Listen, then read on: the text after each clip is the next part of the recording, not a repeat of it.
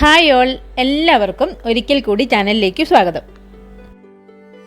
ഇന്ന് നമുക്ക് പഴമയുടെ നാടൻ രുചിക്കൂട്ടായ മധുരമേറുന്ന കുമ്പിളപ്പം അതിങ്ങകലെ ഗൾഫിൽ ഞങ്ങൾ എങ്ങനെയാണ് തയ്യാറാക്കുന്നത് എന്ന് കണ്ടു നോക്കാം.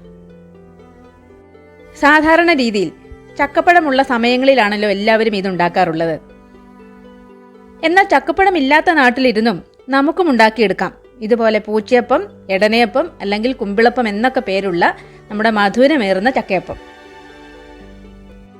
അങ്ങനെ ലോകത്തിൻ്റെ ഏത് കോണിലിരുന്നും നമുക്കും ഉണ്ടാക്കിയെടുക്കാം ഇതുപോലെ നമ്മുടെ സ്വന്തം കുമ്പിളപ്പം. കുമ്പിളപ്പം അല്ലെങ്കിൽ ചക്കയപ്പം ഉണ്ടാക്കാൻ ഏറ്റവും ആവശ്യമായത് നമുക്ക് എന്താണ്? ചക്കയും ഇലയുമാണല്ലേ. ഈ ഇല പലതരത്തിലാണല്ലോ അറിയപ്പെടുന്നത്. എടനയിലയെന്നും വഴണയിലയും എന്നെല്ലാം പേരുണ്ട്. നാട്ടിൽ വെക്കേഷന് പോയിട്ട് വരുമ്പോഴാണ് ഞാൻ ഈ ഇലകൾ കൊണ്ടുവരാറുള്ളത്. ഇലകൾ ഇവിടെ എത്തിച്ചതിന് ശേഷം നന്നായി കഴുകി തുടച്ച് ഉണക്കിയെടുത്ത് ഒരു സിപ്ലോ കവറിനുള്ളിലാക്കി ഇങ്ങനെ ഫ്രീസറിൽ സൂക്ഷിക്കും. പിന്നെ കൂടെ കരുതുന്നത് ഇതുപോലെ ചക്ക വിളയിച്ചതാണ്. ഇത് രണ്ടുമായാൽ നമുക്ക് കഴിക്കാൻ തോന്നുന്ന സമയങ്ങളിൽ നമുക്ക് ഉണ്ടാക്കിയെടുക്കാം.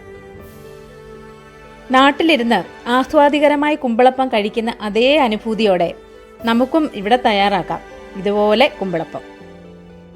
ചക്കയുടെ സ്വാദും എടനയിലയുടെ മാസ്മരികമായ സുഗന്ധവും എല്ലാം ചേരുമ്പോൾ ശരിക്കും നാട്ടിലിരുന്ന് കഴിക്കുന്ന കുമ്പിളപ്പത്തിൻ്റെ അതേ രുചി. കുമ്പിളപ്പത്തിന് പല പേരുകളുണ്ടെങ്കിലും പാലാക്കാർക്ക് ഇത് സ്വന്തം പൂച്ചയപ്പമാണ്. ഞങ്ങളും പൂച്ചയപ്പം എന്നാണ് പറയാറ് കേട്ടോ. പല സ്ഥലങ്ങളിലും പല പേരുകളിലാണ് ഇത് അറിയപ്പെടുന്നത്.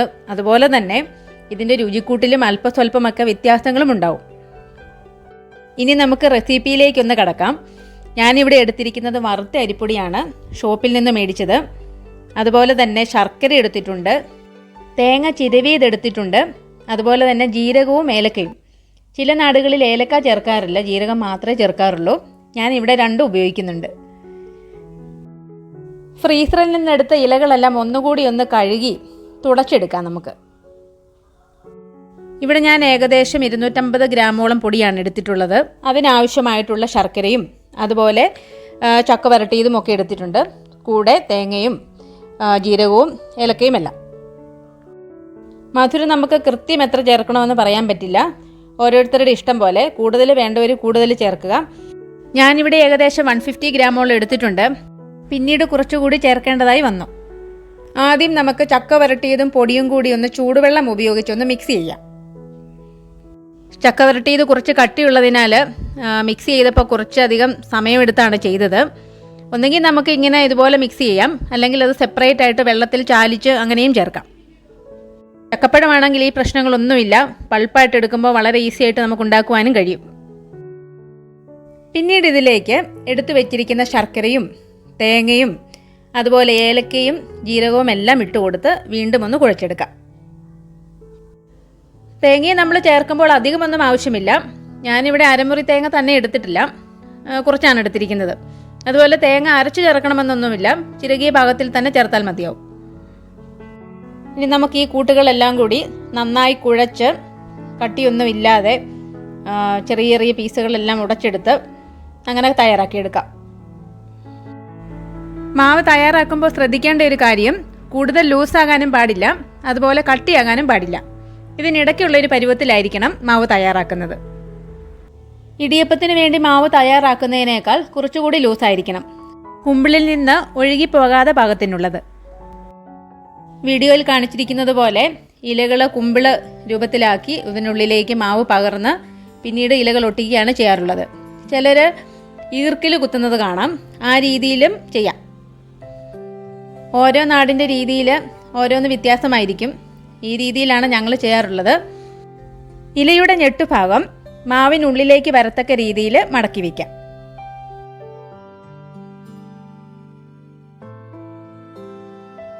അധികമുള്ള മാവെല്ലാം സൈഡിൽ നിന്നെല്ലാം എടുത്ത് വൃത്തിയാക്കി അങ്ങനെ കുമ്പിൾ തയ്യാറാക്കിയെടുക്കാം.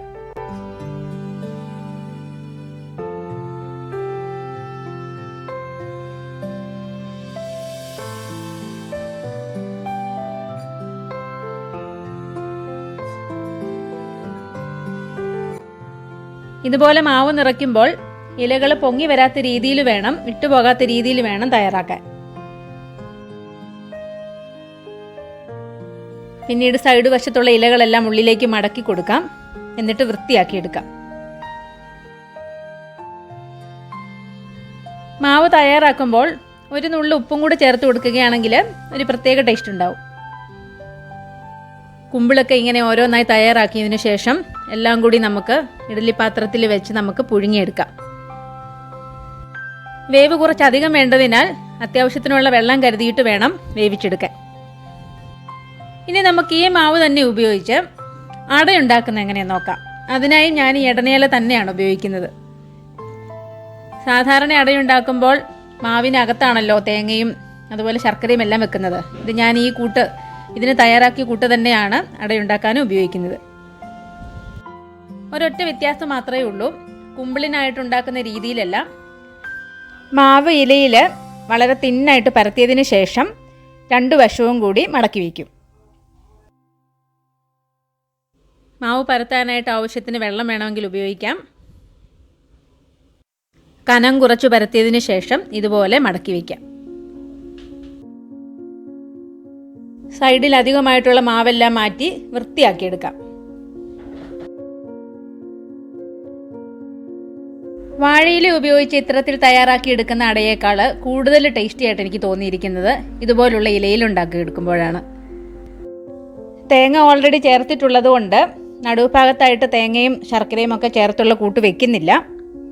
വാഴയിലയിൽ വെച്ചുണ്ടാക്കുന്നതിനേക്കാൾ കുറച്ചുകൂടെ സൈസ് ചെറുതായിരിക്കും. പിന്നെ ഇലയുടെ വലിപ്പം അനുസരിച്ചും വലിപ്പത്തിൽ വ്യത്യാസങ്ങൾ ഉണ്ടാകാം. എന്തായാലും ഈ ഇലയുടെ സുഗന്ധവും അതിൻ്റെ രുചിയുമെല്ലാം കൂട്ടിൽ ചേരുന്നത് കൊണ്ട് ഇതിന് പ്രത്യേകിച്ചൊരു ടേസ്റ്റ് തന്നെയാണുള്ളത്.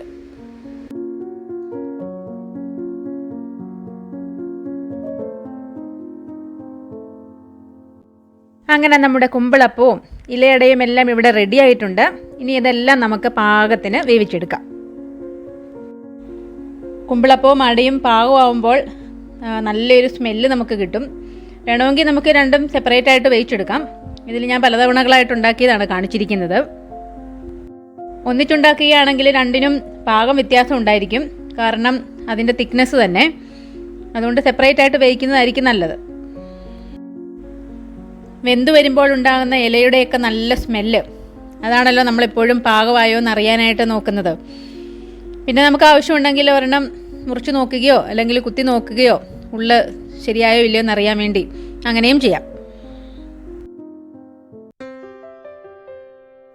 അങ്ങനെ നമ്മുടെ നോസ്റ്റാൾജിക് മധുരമായ ചക്കയട, ചക്ക കുമ്പിളപ്പം, പല പേരുകളിൽ അറിയപ്പെടുന്ന കുമ്പിളപ്പം, പൂച്ചയപ്പം, ഇടനയപ്പം അങ്ങനെ റെഡി ആയിരിക്കുകയാണ്.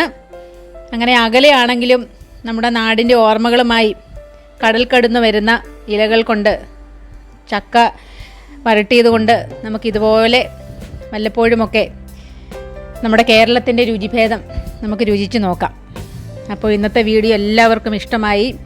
എല്ലാവരും ഇതുപോലെ ട്രൈ ചെയ്ത് നോക്കും എന്ന് വിചാരിക്കുന്നു. നാട്ടിലൊക്കെ ഉള്ളവർക്കാണെങ്കിൽ ചക്ക ധാരാളം ഉള്ളപ്പോൾ ഇതുപോലെ കുമ്പിളപ്പം ഉണ്ടാക്കുവാനായിട്ട് ചക്ക വരട്ടി വെക്കുകയാണെങ്കിൽ ഇല്ലാത്ത സമയങ്ങളിലൊക്കെ ഉണ്ടാക്കിയെടുക്കാം. ധാരാളം പേരിങ്ങനെ ഉണ്ടാക്കുകയും സൂക്ഷിച്ച് വെക്കുകയും ചെയ്യാറുണ്ട്. ചക്കയുടെ ഗുണഗണങ്ങളെപ്പറ്റി ഇപ്പോൾ എല്ലാവർക്കും തന്നെ അറിവുള്ളതാണല്ലോ. ഇത് കാണുന്ന പ്രവാസികളൊക്കെ ഒരു നിമിഷമെങ്കിലും നാട്ടിലൂടെ ഒന്ന് പോയി വന്നോന്ന് എനിക്കറിയാം. ഇതുപോലുള്ള ട്രഡീഷണൽ റെസിപ്പീസുമായി ഇനിയും ഞാൻ വരുന്നതായിരിക്കും. അപ്പോൾ മറ്റൊരു വീഡിയോയുമായി കണ്ടുമുട്ടുന്നത് വരെ എല്ലാവർക്കും നന്ദി, നമസ്കാരം. Bye bye.